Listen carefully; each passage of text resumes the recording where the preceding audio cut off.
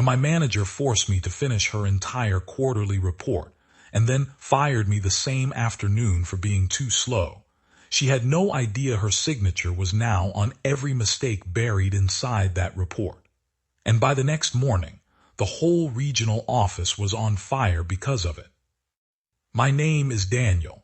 I worked as a data analyst at a logistics company in Ohio. My manager, Rachel, was the kind of boss who made everyone feel small. She took credit when things went right and found someone to blame the moment things went wrong. For months, that someone was me. Every quarter, our department had to send a full performance report to corporate. It was Rachel's job. She had known about the deadline for 6 weeks.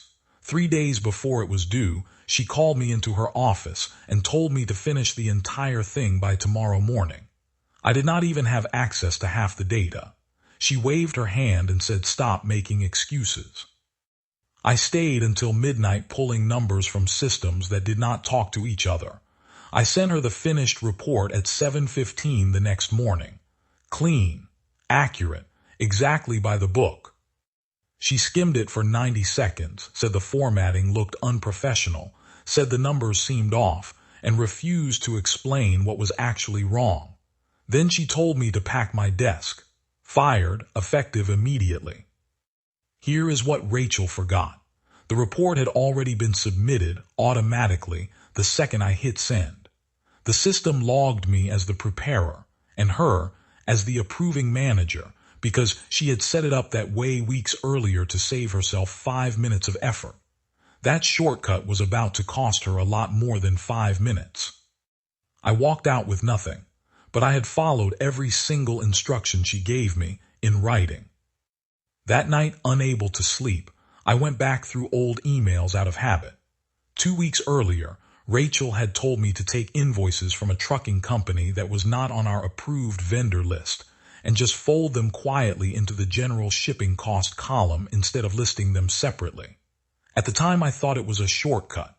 Sitting there at midnight, I realized what I had actually done. Exactly what she told me to do, in a report now sitting under her name at corporate headquarters. The next morning, finance ran their standard audit and flagged it instantly. Over $400,000 paid to a vendor that had never been approved. It went straight to compliance and legal. No warnings, no exceptions, automatic escalation for anything over a certain amount. Rachel was pulled into a meeting by 11 a.m. She said she trusted her analyst's work. They asked for that analyst's name so they could bring him in. She had to admit she fired him the day before. Nobody in that room believed that was a coincidence. Compliance pulled our email history. It took less than a day to find the message where Rachel told me, in plain writing, to hide that vendor inside the general column. And the trucking company turned out to belong to a close friend of her husband, which made the whole thing look a lot worse once people started asking questions.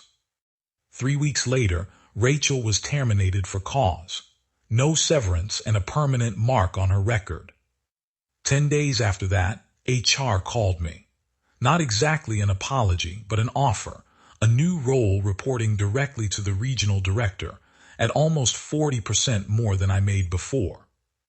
I said yes. I never broke a single rule. I never plotted anything. I just did exactly what I was told, wrote everything down, and let the truth sit there with a timestamp on it. Rachel spent years building her career on other people's effort. The one time her name was actually attached to the work without me quietly cleaning up behind her, it took 4 hours to fall apart. I still think about that morning, packing up my desk, feeling like I had lost everything. I had no idea I was walking out with the only thing that mattered. The plain truth, signed, time-stamped, and completely out of my hands.